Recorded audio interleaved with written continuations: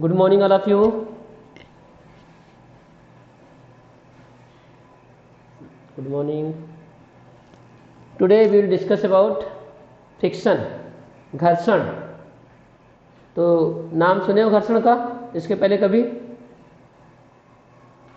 बोलिए, घर्षण का नाम सुने आपने? बोलिए, क्या होता है घर्षण? बोलो, क्या होता है घर्षण?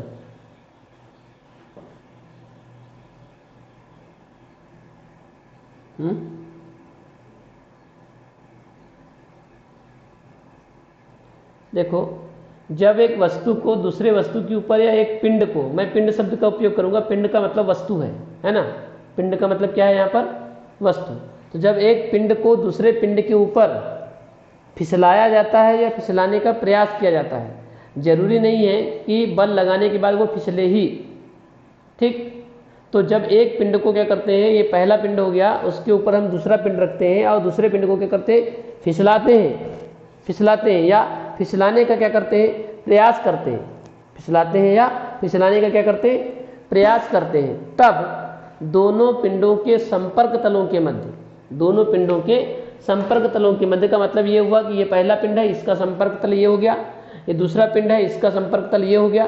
तो ये दोनों पिंडों के संपर्क तलों के मध्य, मतलब जो भाग उसके चिपक रहे हैं, पहले पिंड का भाग और दूसरे पिंड का जो चिपक रहा है, आपस में संपर्क में आ रहा है, ये संपर्क तल कहलाएंगे। और इन संपर्क तलों के मध्य क्या होता है, एक बल कार्य करता है जो इन दोनों पिंडों की सापेक्ष गति का क्या करता है, विरोध करता है।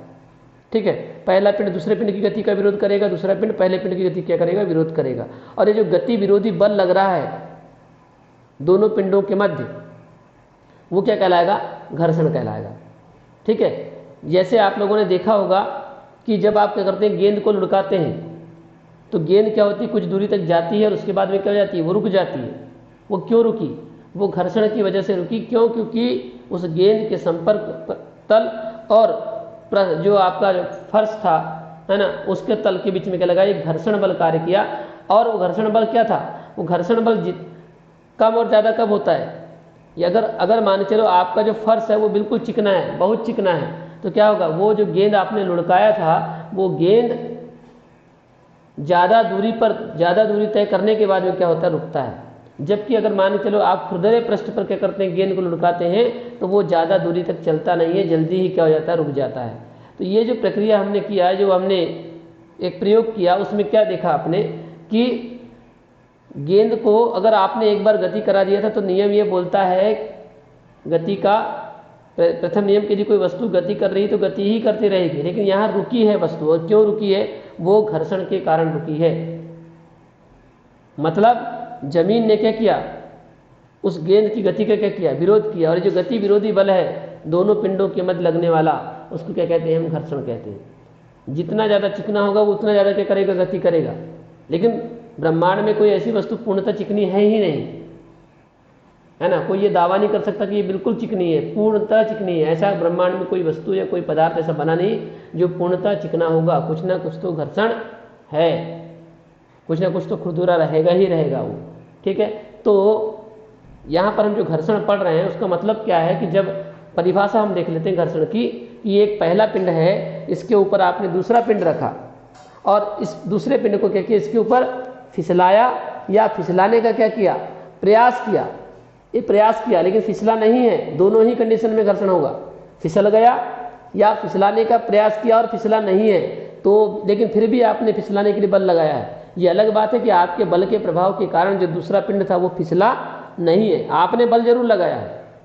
बात को समझ लीजिए, पहली बार में फिसल रहा है तो आपने बल लगाया, तो आपके बल का प्रभाव पड़ा और फिसला।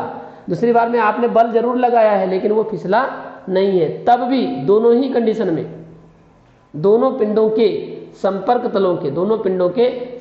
तलों के मध्य जो बल कार्य करेगा वो बल क्या कहलाएगा, घर्षण कहलाएगा। और ये घर्षण क्या करेगा, गति का क्या करता है, विरोध करता है। तो अब परिभाषा सुनिए, जब एक पिंड को दूसरे पिंड के ऊपर, या जब एक पिंड के ऊपर दूसरे पिंड को भी बोल सकते, जैसा आपको अच्छा लगे, जब एक पिंड को दूसरे पिंड के ऊपर, जब एक पिंड को दूसरे पिंड के ऊपर फिसलाया जाता है या फिसलाने का प्रयास किया जाता है, तब दोनों पिंडों के संपर्क तलों के मध्य एक बल कार्य करता है जो उनकी सापेक्ष गति का क्या करता है, विरोध करता है। इस बल को घर्षण या घर्षण बल कहते हैं। सिर्फ घर्षण भी बोलेंगे तो उसका मतलब घर्षण बल होगा। Is it clear? यस और नो? घर्षण बोलो या घर्षण बल बोलो, दोनों का मतलब वही है। Clear that? हाँ, फिर से सुनिए। जब एक पिंड को दूसरे पिंड के ऊपर, जब एक पिंड को दूसरे पिंड के ऊपर फिसलाया जाता है या फिसलाने का प्रयास किया जाता है, तब दोनों पिंडों के संपर्क तलों के मध्य, संपर्क तल, दोनों पिंडों के संपर्क तलों के मध्य एक बल कार्य करता है जो उन दोनों पिंडों की सापेक्ष गति का विरोध करता है। एक दूसरे की गति का विरोध करते हैं वो। इस गति विरोधी बल को क्या कहते हैं? घर्षण या घर्षण बल कहते हैं। ठीक है, बढ़ जाएं आगे। यस,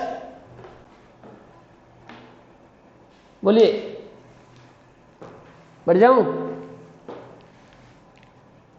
अब घर्षण के प्रकार भी होते हैं, घर्षण के प्रकार भी होते हैं। तो घर्षण के प्रकार ये देखते हैं। घर्षण के 3 प्रकार पढ़ाएंगे हम अभी, है ना। वैसे इनको प्रकार नहीं बोलता, सीधे हेडिंग डालता है स्थैतिक घर्षण, सीमांत घर्षण और गतिक घर्षण। लेकिन मैं घर्षण के प्रकार ही मान के चलता हूं। स्थैतिक घर्षण,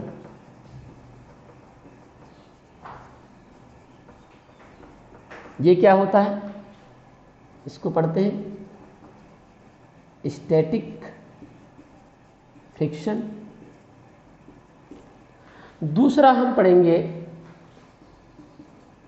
सीमांत घर्षण। सीमांत घर्षण, है ना, लिमिटिंग फ्रिक्शन।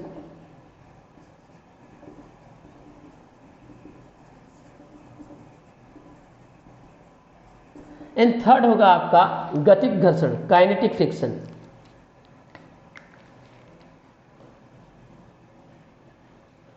तीसरा होगा आपका गतिक घर्षण।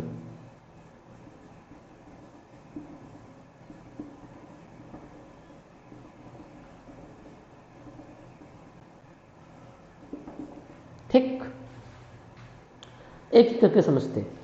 स्थैतिक घर्षण का मतलब क्या है, गतिक सीमांत घर्षण का मतलब क्या है और गतिक घर्षण का मतलब क्या है। पेन की ज़्यादा आवश्यकता नहीं है अभी, है ना, लिखने की आवश्यकता नहीं है। स्थैतिक घर्षण का मतलब क्या होता है? जब एक पिंड को दूसरे पिंड के ऊपर फिसलाने का प्रयास किया जाता है, परंतु पहला पिंड फिसलता नहीं है, आपने प्रयास किया है। भाई घर्षण में मैंने आपको क्या बताया था? घर्षण में मैंने आपको ये बताया था कि भाई पिंड फिसल भी सकता है और नहीं भी फिसल सकता है। फिसलाया जाता है या फिसलाने का प्रयास किया जाता है। दोनों ही कंडीशन में आपने बल लगाया है और दोनों ही कंडीशन में हो सकता है कि पिंड फिसल जाए या हो सकता है कि पिंड ना फिसले। दोनों ही स्थिति हो सकती है, लेकिन बल तो आपने लगाया है ना।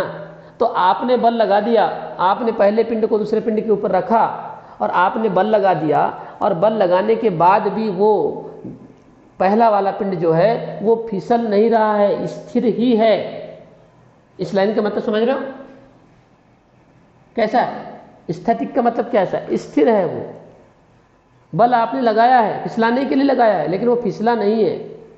इस स्थिति में भी दोनों पिंडों के बीच क्या होगा? बल कार्य करेगा। दोनों पिंडों के संपर्क तलों के मध्य जो बल कार्य करेगा, जो घर्षण होगा, उसको क्या कहेंगे हम? स्थैतिक घर्षण कहेंगे। बात समझ में आ रही है? यस और नो?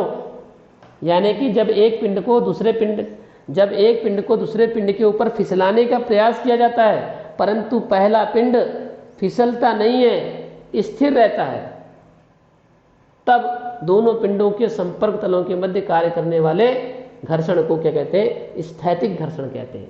ठीक है, यानी यहां पर पॉइंट यह है कि फिसलाने का प्रयास तो करते हैं, लेकिन पिंड कैसा रहता है? स्थिर, फिसलता नहीं है। तब क्या होगा? जो घर्षण होगा दोनों पिंडों के संपर्क तलों के मध्य, इसको क्या कहेंगे हम? स्थैतिक घर्षण कहेंगे। बात समझ में आ गई? यस, बोलिए। जब एक पिंड को दूसरे पिंड के ऊपर फिसलाने का प्रयास किया जाता है, परंतु पहला पिंड फिसलता नहीं है, स्थिर ही रहता है, तब दोनों पिंडों के संपर्क तलों के मध्य कार्य करने वाले बल को स्थैतिक घर्षण कहते हैं। लेकिन क्या आपने इस कंडीशन में बल नहीं लगाया क्या उसको फिसलाने के लिए? लगाया है ना, याद रखना है, लगाया है, फिसला नहीं है अलग बात है, लगाया है। वैसे अब भाई कार है, ये सड़क पर है, कार है, आपने कार को गति कराने के लिए आपने बल लगाया, बल तो लगाया था, लेकिन कार आगे बढ़ी क्या? बोलिए, नहीं बढ़ी, है ना? तो आपने बल तो लगाया ना। ये बात अलग है कि आपने उसको फिसलाने का प्रयास किया लेकिन वो फिसली नहीं, चलाने का प्रयास किया लेकिन वो चली नहीं, लेकिन आपने बल लगाया है। तो क्लियर हो गई बात? स्थैतिक घर्षण में कोई डाउट है क्या? हाँ, बोलो। नहीं है ना? चलो ठीक। अब हम बात करते हैं सीमांत घर्षण के बारे में। सीमांत घर्षण को हम डायग्राम से समझते हैं, ठीक है, विद डायग्राम समझते हैं तो समझ में। अभी गतिक घर्षण को मैं मिटा देता हूँ, या डायग्राम बनाना है मुझे, थोड़ा सा डायग्राम नहीं बनाना, मतलब थोड़ा सा ऐसा बताना है कि अब देखिए क्या होता है कि आपने इस वस्तु पर बल लगाया। एक्चुअल में कंडीशन ये होती है कि ये वस्तु होती है, इस वस्तु पर क्या किया जाता है? बल लगाया जाता है, ठीक है। ये इस पृष्ठ पर रखी हुई है, इस पृष्ठ पर रखी है। बल कैसे लगता है बोले देख लीजिए। ये इस पिंड का जो भार होता है वो नीचे की ओर कार्य करता है, W। ये कई बार होगा, इस चित्र को आपको याद भी रखना है। नीचे की ओर भार W कार्य करता है। जितना भार नीचे की ओर कार्य करेगा आपको मालूम है प्रतिक्रिया बल ऊपर लगता है कि प्रतिक्रिया बल? बोलिए, लगता है। तो ये इस प्रतिक्रिया बल को आज हम प्रतिक्रिया बल R तो लिखेंगे, रिएक्शन फोर्स, लेकिन इसका नाम अभी आज देंगे हम अभिलंब प्रतिक्रिया। क्या नाम देंगे इसका? अभिलंब प्रतिक्रिया। यानी आप उसको प्रतिक्रिया बल ना बोलते क्या बोलेंगे हम? अभिलंब प्रतिक्रिया। दिमाग में बैठा लो, इस भार के जस्ट अपोजिट जो बल लगेगा उसको क्या बोलेंगे हम? अभिलंब प्रतिक्रिया कहेंगे। Clear that? यस, यस और नो? और ये जो हमको इधर इस पिंड को गति कराना है, इस ओर हमको इस पिंड को गति कराना है, तो इसको बोलेंगे हम बाह्य बल। क्या बोलेंगे इसको हम? बाह्य बल कहेंगे। और हमने जिधर बल लगाया है उसके विपरीत दिशा में एक बल कार्य करेगा। ये इधर देखिए, इस तरफ कार्य करेगा एक बल। इस बल का नाम क्या है? ये है घर्षण बल। क्योंकि घर्षण बल जो होता है वो सदैव गति का क्या करता है?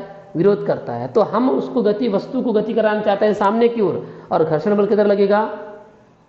घर्षण बल किधर लगेगा? पीछे की ओर लगेगा। वस्तु इधर गति करना चाहेगी, वस्तु को हमको इधर गति कराना है, वस्तु को हमको इस ओर गति कराना है, इधर, ठीक है। और वस्तु को उधर गति कराना है तो हमको बल भी उधर ही लगाना पड़ेगा। तो हमने जो बल लगाया वो बाह्य बल हो गया, है ना। और गति के विरोध में एक बल जो लगता है वो क्या है? आपका घर्षण बल है। डायग्राम समझ में आ गया ये सबके? यस, यस और नो? तो अब समझना है आपको, है ना। अब समझना शुरू करना है आपको कि भाई आप इधर जो बल लगा रहे हैं वो घर्षण बाह्य बल है, इधर जो बल लगा रहे हैं वो क्या है? आपका घर्षण बल है ना। अब देखो जरा मैं क्या बता रहा हूं। यदि आप बाह्य बल 1 न्यूटन का लगाते हैं, 1 का लगाते हैं, ठीक है, दिख नहीं रहा होगा, ब्लैक से लिखते हैं, 1 का लगाते हैं, 1 न्यूटन का बल लगाते हैं, और तो भी पिंड कैसा है? तो भी पिंड कैसा है? जब इधर आप 1 न्यूटन का बल, याद रखना, जब आपने उधर 1 न्यूटन का बल लगाया है तो भी पिंड अपनी स्थिति से हिला नहीं है। और 1 न्यूटन का बल जब उधर लगाते हैं तो 1 न्यूटन का बल इस तरफ भी लग जाएगा। याद रखिए, जितना बल आप लगाते हैं उतना ही घर्षण बल लगता है पीछे की ओर। आपने यदि 2 न्यूटन का बल लगाया तो 2 इधर भी लग जाएगा, 3 न्यूटन का बल इधर लगाया तो 3 इधर भी लग जाएगा, अभी भी पिंड अपनी जगह से हिला नहीं है, समझना, आप आगे बढ़ते जा रहे हैं। फिर ऐसा करते करते 4 5 6 7 8 9 तक पहुंच गए भैया। इधर भी हम पहुंच गए 4 5 6 7 8 और ये 9 तक पहुंच गए। यानी कि इधर यदि हमने 8 न्यूटन का बल लगाया तो इधर भी 8 न्यूटन का बल लगा है, अभी भी पिंड फिसला नहीं है।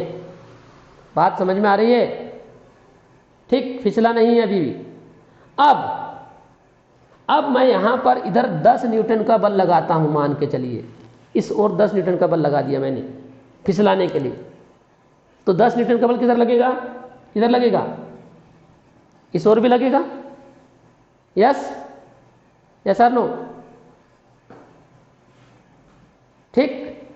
अब समझना इसको, यहीं पर पॉइंट है। अब यदि इस 10 के बाद मैं 10.1 भी लगाऊंगा तो पिंड क्या हो जाएगा? फिसल जाएगा। समझ में आ रही बात?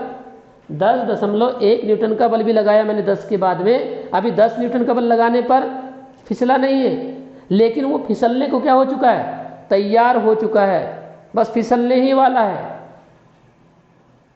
बस अब ऐसी घड़ी आ गई कि वो फिसलेगा ही, ऐसा समय आ चुका है। समझ गए? तो ये जो 10 है, 10 न्यूटन का बल लगाने पर वो फिसलने को कैसा हो चुका है? कैसा हो चुका है? तैयार हो चुका है। और 10 के बाद में आपने 10.1 भी लगाया, आपने थोड़ा सा भी ज्यादा बल लगाया तो पिंड क्या हो जाएगा? क्या हो जाएगा पिंड? बोले? फिसल जाएगा। ठीक है। तो ऐसी कंडीशन में ये जो 10 है ना, ठीक है, ये जो 10 है वो आपने लगाया हो, तो इधर भी क्या लगाया? एक 10 लगाया कि नहीं लगाया? ये जो स्थिति होती है इसको बोलते हैं सीमांत संतुलन की स्थिति, यानी कि पिंड ठीक फिसलने की स्थिति में होता है। पिंड ठीक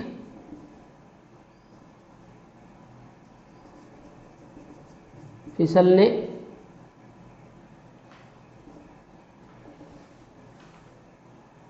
को होता है, या पिंड फिसलने के लिए तैयार रहता है। लिए तैयार हो चुका है मान के चलिए, तो ये जो स्थिति होती है इसको बोलते हैं सीमांत संतुलन की स्थिति। संतुलन की स्थिति, बात समझ में आ रही है? यानी पिंड ठीक फिसलने को होता है या फिसलने को बिल्कुल तैयार होता है, फिसलने ही वाला है, उसके पहले वाली कंडीशन। तो पिंड ठीक फिसलने को होता है या फिसलने को तैयार होता है, तो इस स्थिति को क्या बोलते हैं? सीमांत संतुलन की स्थिति कहते हैं। Clear that? और इस स्थिति में उन दोनों पिंडों के संपर्क तलों के मध्य जो बल कार्य करेगा, गति विरोधी बल 10, ये क्या कहलाएगा आपका? ये वाला जो बल है ये आपका कहलाएगा सीमांत घर्षण। सीमांत घर्षण बल कहलाएगा। समझ गए? बात समझ में आ रही है? ये जो 10 आपने लगाया वो तो आपने लगाया है ना, हम घर्षण का प्रकार पढ़ रहे हैं, तो बाह्य बल घर्षण नहीं है, बाह्य बल के विपरीत दिशा में जो बल लग रहा है वो क्या है? आपका घर्षण है। Clear that? Yes or no? अब परिभाषा सुनिए इसकी। जब एक पिंड को दूसरे पिंड के ऊपर, जब एक पिंड को दूसरे पिंड के ऊपर फिसलाने का प्रयास किया जाता है और पहला पिंड ठीक फिसलने ही वाला होता है या पहला पिंड फिसलने को तैयार होता है, तब दोनों पिंडों के संपर्क तलों के मध्य कार्य करने वाले घर्षण को क्या कहते हैं? ये सब किसके मान है? ये सब किसके मान है? घर्षण के ही मान है। लेकिन अब ध्यान दो, यहां से 1 2 3 4 5 6 7 8 9, ये 9 तक जितने भी हैं, चूंकि इसमें पिंड फिसला क्या? इसमें पिंड कैसा था बताइए? स्थिर था। तो ये सब मान किसके हैं? स्थैतिक घर्षण के मान है। ये सब किसके मान है? 1 2 3 4 9 तक के ये सब क्या है, किसके मान है, स्थैतिक घर्षण के मान है। और ये जो 10 है सीमा समाप्त, सीमा का मतलब क्या होता है, सीमांत का मतलब क्या होता है, हाँ? सीमांत का मतलब क्या होता है, सीमा का अंत, सीमा का अंत मतलब वही लिमिट तुम्हारी खत्म हो गई है, इसके बाद में है ना। वो महाभारत में था ना एक कृष्ण भगवान और शिशुपाल वाला वाक्य याद है, 100 गाली दे सकता था शिशुपाल, है ना, भला बुरा बोल सकता था कृष्ण भगवान को, उनने पहले ही बोल दिया था कृष्ण भगवान ने कि 100 गाली तुम दे सकते हो मेरे को, लेकिन 100 से अगर एक भी ज़्यादा हुई तो फिर क्या होगा, मेरा सुदर्शन चक्र क्या हो जाएगा, चल जाएगा। और ऐसा ही हुआ, शिशुपाल को याद ही नहीं रहा कि मेरी सभी गाली कब खत्म हो गई हैं। और जैसे ही उसने थोड़ा भी 100 के बाद में जैसे ही बढ़ाया, कृष्ण भगवान ने अपने सुदर्शन चक्र निकाले और देखो, ये देखो कि नहीं बताओ हैं? अरे ये महाभारत में देखोगे ये सीन, हाँ तो वही है यहाँ, ये देखो ये 10 सीमा का अंत हो गया, 10 के बाद में 10.1 भी होगा तो पिंड क्या हो जाएगा, फिसल जाएगा। तो वो 10.1 नहीं, ये जो 10 है यहाँ पर सीमा का अंत हो रहा है, फिसलने को पिंड तैयार हो चुका है। तो ये 10 तो आपने लगाया है, जितना 10 इधर लगाओगे उतना ही 10 इधर भी लगा है घर्षण। और ये जो 10 है ये वाला जो बल होगा वो क्या कहलाएगा, सीमांत घर्षण कहलाएगा। परिभाषा सुनिए, जब एक पिंड को दूसरे पिंड के ऊपर, जब एक पिंड को दूसरे पिंड के ऊपर फिसलाने का प्रयास किया जाता है और पहला पिंड ठीक फिसलने को तैयार रहता है, तब दोनों पिंडों के संपर्क तलों के मध्य कार्य करने वाले घर्षण को क्या कहते हैं, क्या कहते हैं, बोलिए, सीमांत घर्षण कहते हैं। क्लियर है? ठीक, तो बताइए कोई डाउट है इसमें? आप इतनी कहानी जो हमने बताया इसमें कोई डाउट है क्या? और यहां से लेकर बताइए 1 न्यूटन का ट्यून, 2 का, 3 का, 4 का, 5 का, 6, 7, 8, 9 तक, ये सब कौन से घर्षण के मान है? कौन से घर्षण के मान है? स्थैतिक घर्षण के मान है, क्योंकि इन सभी मानों के लिए पिंड फिसला नहीं था, वो स्थिर ही था। और इस मान के लिए पिंड कैसा है, फिसलने को तैयार हो गया है, तो इसको हम बोलेंगे सीमांत घर्षण। ये बहुत काम का है, सीमांत घर्षण ही काम का है हमारे, इसलिए मैं आपको इस पर जोर देकर बता रहा हूं। तो क्लियर है सबको? अब हाँ बोलिए, नो डाउट? यस। नाउ तीसरा जो है, तीसरा प्रकार जो है वो कौन सा है? गतिक घर्षण, है ना। गतिक घर्षण, काइनेटिक फ्रिक्शन।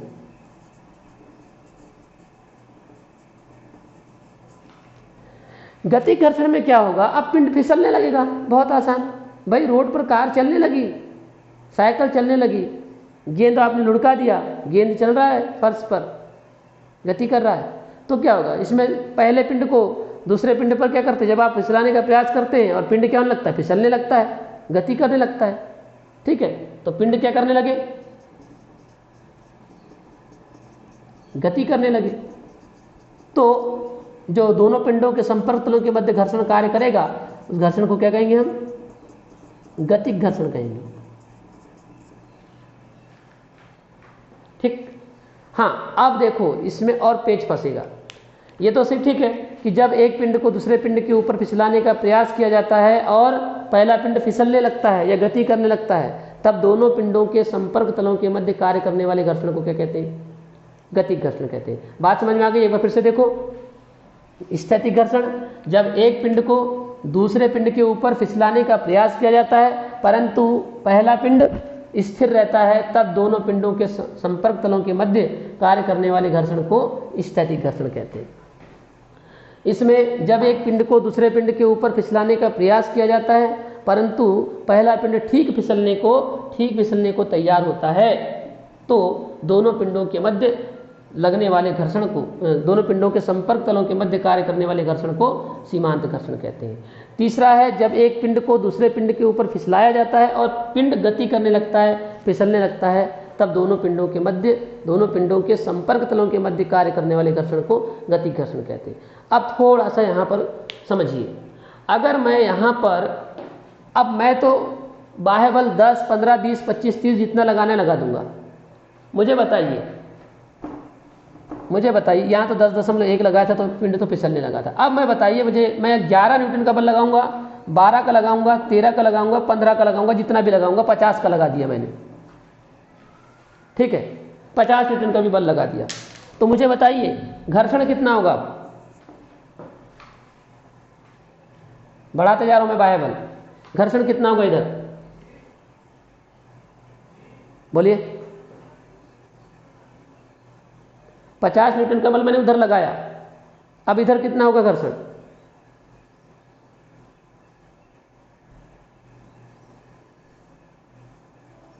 बोलिए।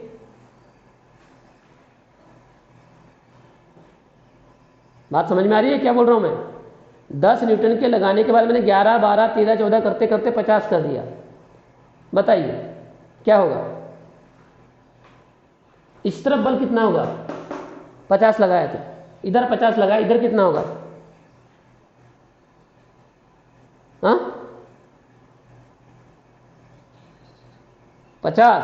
हाँ अब यही बात समझना है, ठीक है, यही बात समझना है। मेरा उद्देश्य था तुम्हारे मुंह से 50 निकलवाने का, ठीक है, मैं अपने उद्देश्य में सफल हुआ। 50 नहीं होगा, याद रखिए। अब 10 न्यूटन मतलब सीमांत घर्षण के लिए जो आपने बल लगा दिया है, 10 न्यूटन का इधर लगाया, 10 न्यूटन इधर लग चुका। अब इसके बाद तुम 11 करो, 12 करो, 13 करो, 15 करो, 50 करो, 500 कर दो, समझ गए? 500 न्यूटन का बल लगा दो। इस तरफ अब 10 से ज्यादा नहीं होगा, 10 से कम होगा। अब 10 से कम मतलब सीमांत घर्षण से कम ही होगा। हो गया काम खत्म। अब ये आखिरी था, घर्षण बल का आखिरी मान ये होगा 10 न्यूटन। इसके बाद जब वस्तु गति करने लगेगी, क्योंकि इसके बाद तो वस्तु गति करने लगेगी, 11 में गति करेगी, 12 में गति करेगी, 13 में गति करेगी, 15 में गति करेगी, 50 में गति करेगी, 500 में गति करेगी, सब में गति करेगी, गति करने लगी। इस स्थिति में अब घर्षण बल जो होगा ना, ये 10 नहीं रहेगा, 10 से कम रहेगा। बात समझ में आ रही है? इसका मतलब गतिक घर्षण का मान किससे कम होता है? गतिक घर्षण का मान किससे कम होता है? सीमांत घर्षण से क्या होता है? कम होता है। बात समझ में आई अब? यानी आखिरी घर्षण बल का जो अधिकतम मान कौन है? घर्षण बल का अधिकतम मान कौन है? कौन होगा? 10, यानी कि सीमांत घर्षण बोलो उसको, तो एग्जाम्पल दिया हूं 10। घर्षण बल का अधिकतम मान क्या है? सीमांत घर्षण, ये अधिकतम मान है 10, इससे ज्यादा नहीं हो सकता। इससे ज्यादा ना तो स्थैतिक घर्षण का मान होता है, ना इससे ज्यादा गतिक घर्षण का मान होता है। सबसे ज्यादा किसका मान होता है? अब बताओ, सबसे ज्यादा किसका मान होता है? ये यहां, हाँ सीमांत घर्षण का, क्योंकि यहां से यहां तक तो स्थैतिक घर्षण है, वो 10 से कम है। फिर मैंने बोला जब वस्तु गति करने लगती है तो भी गति करते समय भी घर्षण का जो मान होता है वो किससे कम होता है? 10 से कम होता है। यानी मान के चलो कि 10 ये है तो ये हो गया, मान के चलो 9.5 हुआ, मान के चलो इतना हुआ। तो ये 9.5 भी तो 10 से कम है कि नहीं? बोलिए, है? तो ये किसका मान है? ये 9.5 किसका मान है? ये 9.5 किसका मान हुआ? ये किसका मान हुआ? गतिक घर्षण का, बिल्कुल गतिक घर्षण का मान हुआ। तो अब देखिए जरा, बहुत आसानी से समझ में आ जाएगा कि यहां से 1 से लेकर यहां तक ये स्थैतिक घर्षण का मान है जो कि 10 से कम है, और ये जो गतिक घर्षण है उसका मान 9.5 वो भी किससे कम है? 10 से कम है। इसका मतलब इसका मान सबसे अधिक होता है। किसका मान? सीमांत घर्षण का मान सबसे अधिक होता है। दोनों में, दोनों से अधिक होता है। ठीक है, क्लियर दैट? सीमांत के बाद में गतिक आ जाएगा और गतिक के बाद में स्थैतिक आ जाएगा, क्योंकि स्थैतिक में 1 भी है, वो सबसे छोटा है ना। तो पहले सीमांत घर्षण आएगा, उसके बाद में गतिक आएगा, उसके बाद में क्या आएगा, स्थैतिक आ जाएगा। Clear that. एक तो ग्राफ के माध्यम से समझते हैं। ग्राफ देखो, ग्राफ बनाता हूं मैं, ग्राफ के माध्यम से तुमको समझाता हूं।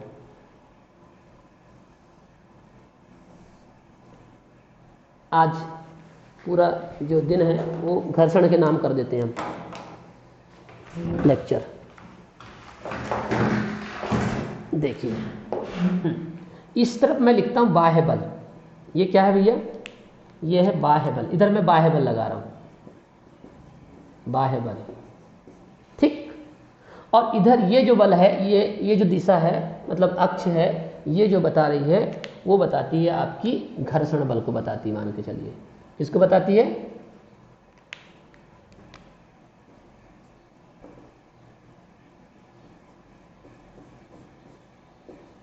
घर्षण बल, ठीक।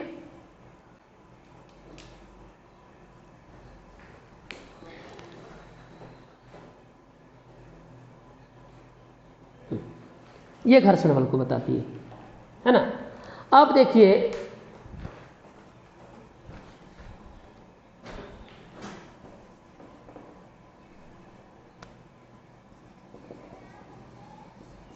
बाह्य बल और ये हो गया आपका घर्षण बल। अब मुझे बताइए, यदि बाह्य बल एक था तो घर्षण बल कितना था, एक था कि नहीं, देखो है। यदि ये 2 था तो इधर भी कितना था, 2 था, ठीक। तो मुझे बताइए, इसको आप ऐसा मिलाओगे तो यहां एक बिंदु मिलेगा कि नहीं, इसको ऐसा मिलाओगे तो यहां एक बिंदु मिलेगा कि नहीं, बताओ, मिलेगा। ऐसा करते करते अगर मान चलो हम 9 पर पहुंच गए, यहां मान के चलता हूं, ठीक है, तो भाई यहां पर भी इस तरह से बिंदु मिलेगा, ठीक, मिलेगा कि नहीं। तो बताइए ये एक सरल रेखा बनेगी यहां तक, बनेगी, ठीक। अब इसको मिटा देते हैं ना, यानी ऐसा होता है, ये आपको समझ में आ गया, ऐसा होने वाला, मतलब एक सरल रेखा हमको मिलने वाली है। अब ये 1 2 को भी मिटा देते हैं, कोई जरूरत नहीं है इसकी अब, यानी एक सरल रेखा तुमको मिली। कहां तक मिलेगी सरल रेखा, बताओ कहां तक मिलेगी सरल रेखा, कितने मान तक मिलेगी,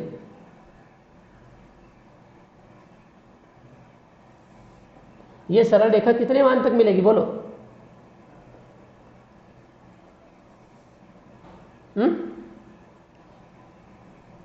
9 तक मिलेगी ना, उधर 9 मिलेगी। और 10 वाली कंडीशन में मान के चलो ये 10 है यहां पर, तो 10 इधर भी होगा, इस 10 वाली कंडीशन में सबसे अधिकतम मान होगा यहां, ये सबसे अधिकतम मान, ये 10 वाला दिख रहा है ऐसा। और 10 के बाद में क्या हो जाता है बताओ, 10 के बाद में आप इधर बढ़ाते जाते हो बल, बाह्य बल को 11 12 13 इस तरह से बढ़ाते जाते हो, 15 50 100 जितना भी बढ़ाना है। उस स्थिति में कितना हुआ था बताओ, 9.5। तो घर्षण बल का मान ये कितना है, 10 है, तो इससे थोड़ा कम हो जाएगा, यहां करीब करीब 9 होगा मान के चलो, तो 9.5 ये होगा, तो यहां पर एक लाइन ये बन जाएगी, यानी कि ये जो सबसे ऊंचा वाला भाग है वो स्थैतिक घर्षण, और उसके बाद में ये देखिए आप इस तरह से। तो ये तो किसके लिए हुआ, ये किसके लिए हुआ भाई, ये यहां से 9 यहां 9 आता, यहां कहां पर ऐसा। अब ये क्या है, ये जो सबसे अधिकतम मान है 10 घर्षण बल का, ये क्या कहलाएगा बोलिए। अब सीमांत, बिल्कुल, तो ये ऊंचा वाला जो होगा ये क्या कहलाएगा आपका, क्या कहलाएगा, सीमांत घर्षण कहलाएगा। और ये जो यहां से लेकर यहां तक की जो गया है 1 से लेकर 9 तक, ये क्या कहलाएगा, स्थैतिक घर्षण कहलाएगा। Very good. और ये जो लाइन है 9.5 वाली, आपने बल तो कितना ही बढ़ा दिया, लेकिन मैंने बताया था बल को 50 कर दो, 500 कर दो। अब घर्षण क्या होगा, 10 से कम होगा, तो 10 से कम कितना मान चलो 9.5 हुआ। तो ये जो लाइन बताएगी किसको बताएगी बताओ, गति घर्षण को बताएगी। Very good. अब बात समझ में आ गई सबके, बताइए। हाँ ये तो घर्षण में अब कोई किसी भी प्रकार का डाउट है क्या तुम्हारे दिमाग में? मेरे हिसाब से मैंने जिस तरह से बता दिया हूं उस तरफ से कोई डाउट नहीं होना चाहिए, ठीक है। फिर भी अगर कुछ पूछना हो तो बता दो, बहुत आसान है। यहां से यहां तक चले 9 तक स्थैतिक घर्षण, सबसे अधिकतम मान 10 है, तो 10 को क्या बोलेंगे हम, सीमांत घर्षण। उसके बाद में वस्तु गति करने लगती है, और वस्तु जब गति करने लगती है तो घर्षण का मान कम हो जाता है। हमने लगभग लिया 9.5 और वो फिर 9.5 ही रहेगा। तो ये हो गया आपका कौन सा घर्षण, कौन सा हो गया, गतिक घर्षण, राइट। यस, बोलो। तो घर्षण के प्रकार, और फिर उन घर्षणों की हमने तुलना की है, और उसके बाद में उनमें सब देखा कि क्या होता है क्या नहीं होता, कैसा होता है, कौन ज़्यादा होता है कौन कम होता है। तो बहुत आसानी से समझ में आता है आपको कि कौन बड़ा कौन छोटा। तो बहुत आसानी से आप लिख सकते हैं, नोट में लिख सकते हैं कि सबसे बड़ा कौन है, सबसे बड़ा कौन है, सीमांत घर्षण, ग्रेटर देन है। अब सीमांत घर्षण से छोटा कौन है, स्थैतिक नहीं है, गतिक है, गतिक, गतिक घर्षण। और गतिक घर्षण से फिर छोटा कौन आएगा, स्थैतिक। समझ में आई बात, क्लियर दैट?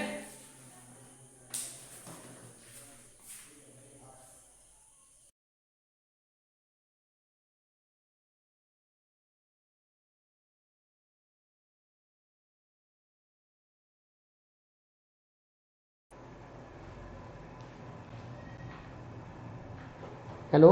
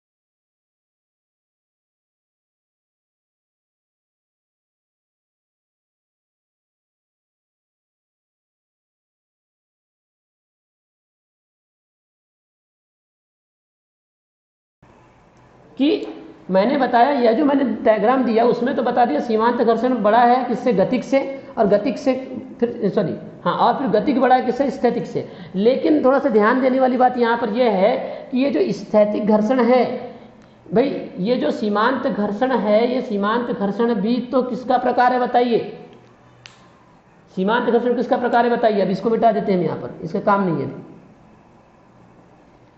सीमांत घर्षण जो है वो किसका प्रकार है भाई, सीमांत घर्षण भी तो एक प्रकार का गतिक स्थैतिक घर्षण ही है ना, है या नहीं बोलो। क्योंकि सीमांत घर्षण में भी तो पिंड फिसलने को तैयार हुआ है, फिसला नहीं है, मतलब पिंड अभी भी कैसा है?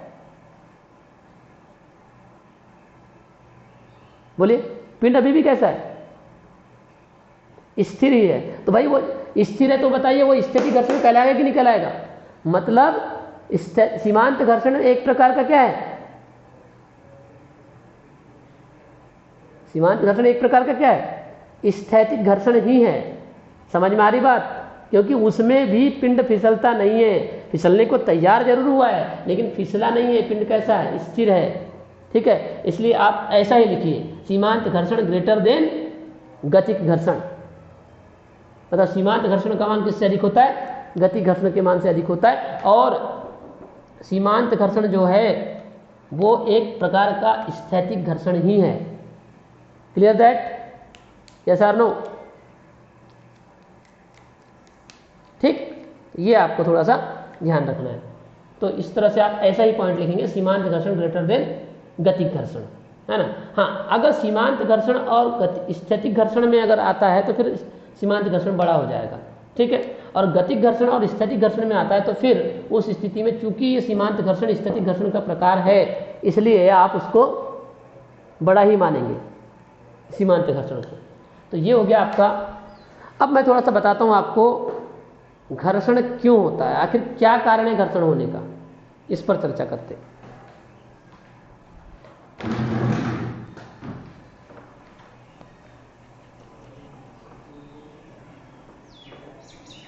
अरे स्क्रीनशॉट नहीं लिए थे कि तुमने?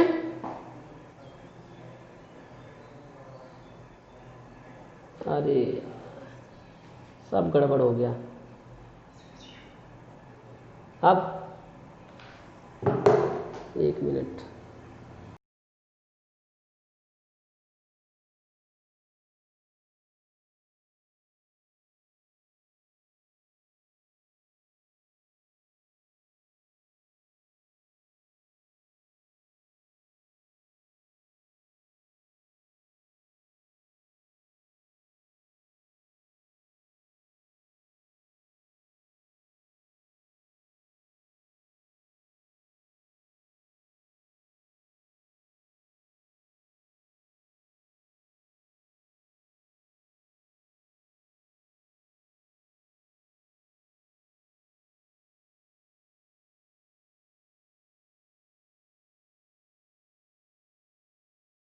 देखो अब हम पढ़ेंगे क्या घर्षण का कारण क्या होता है, आखिर घर्षण के कारण में, है ना, क्या होता है घर्षण का कारण। तो घर्षण का कारण होता है अंतर्ग्रंथन। दो पिंड, चूंकि दुनिया में कोई भी पिंड पूर्णतः चिकना नहीं है, जो दिख भी रहा है चिकना वो होता नहीं, जो दिखता है वो होता नहीं है, जो होता है वो दिखता नहीं है। कई बार ऐसा होता है, ठीक, इलेक्ट्रॉन होता है लेकिन दिखता नहीं है, और वस्तु चिकनी दिखती है लेकिन पूर्णतः चिकनी होती नहीं है। तो वैसे यहाँ पर भी दो वस्तुएं हैं जो पूर्णतः चिकनी दिख तो रही है लेकिन है नहीं, एक्चुअल में होता क्या है। तो ये जैसे पहला पिंड है, अब देखो ये पहले पिंड में एक्चुअल में पूरा चिकना नहीं, वो अगर आप उसको सूक्ष्मदर्शी से देखेंगे तो खुरदरा दिखेगा इस तरह से,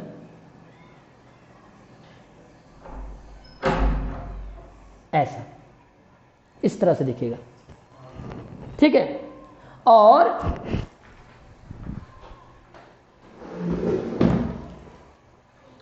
अब इसके ऊपर हमको क्या करना है, दूसरा पिंड रखना है, मान के चलिए दूसरा पिंड रखना है इसके ऊपर। ये पहला पिंड हो गया मान के चलो, अभी लेते हैं। अब इसको आपने इसके ऊपर यहां रखा ऐसा। अब देखो दूसरा वाला भी चिकना नहीं है, जब दूसरा वाला भी चिकना नहीं तो ये इस तरह से होगा, देखो जी। अब देखिए ये प्रथम पिंड हो गया और ये क्या हो गया, द्वितीय पिंड हो गया। तो पहले पिंड की जो घाटी है वो दूसरे पिंड की चोटी में फंस गई, दूसरे पिंड की जो घाटी है वो पहले पिंड की चोटी में फंस गई। तो ये जो घाटियां और चोटियां हैं ये आपस में क्या हो जाती है, फंस जाती है रगड़ते समय। समझ में आ रही बात? देखो ये फंसा कि नहीं, यहाँ पर ये वाला भाग यहाँ फंस गया, ये वाला भाग यहाँ फंस गया, ये वाला भाग यहाँ फंस गया। तो जब पिंड गति करता है तो उस स्थिति में क्या होता है, उस स्थिति में वो आपस में क्या हो जाते हैं, फंस जाते हैं। अंतर्ग्रंथन कहते हैं इसको, क्या कहते हैं इसको, अंतर्ग्रंथन। अंतर्ग्रंथन ठीक, अंतर्ग्रंथन। ये जो प्रक्रिया है, घाटियों का चोटियों में फंस जाना, चोटियों का घाटियों में फंस जाना, मतलब जब उनको आपस में क्या किया जाता है, रगड़ा जाता है, तो वो आपस में क्या हो जाते हैं, फंस जाते हैं। और फंसने के बाद क्या होता है, सीधी सी बात, जब फंसेंगे तो क्या होगा, रुक रहा है ना, कोई चीज फंस गई तो रुकेगी कि रुकेगी, बताइए आप। बोलिए, रुकेगी। और वही रुकना तो क्या है, उसे रुकने के कारण तो क्या होता है, गति विरोधी बल लगता है, और उस गति विरोधी बल को क्या कहते हैं, घर्षण कहते हैं, है ना। तो ये हो गया घर्षण का कारण कि जब पूर्णतः, है ना, संपूर्ण ब्रह्मांड में कोई भी वस्तु पूर्णतः चिकनी नहीं है, जब दो वस्तुओं को आपस में रगड़ा जाता है तो उनके बीच में क्या होता है, अंतर्ग्रंथन होता है। और अंतर्ग्रंथन की वजह से क्या होता है, घर्षण बल क्या होता है, उत्पन्न होता है। वस्तु की गति का क्या होता है, विरोध होता है, और घर्षण की क्या होती है, उत्पत्ति होती है। क्लियर।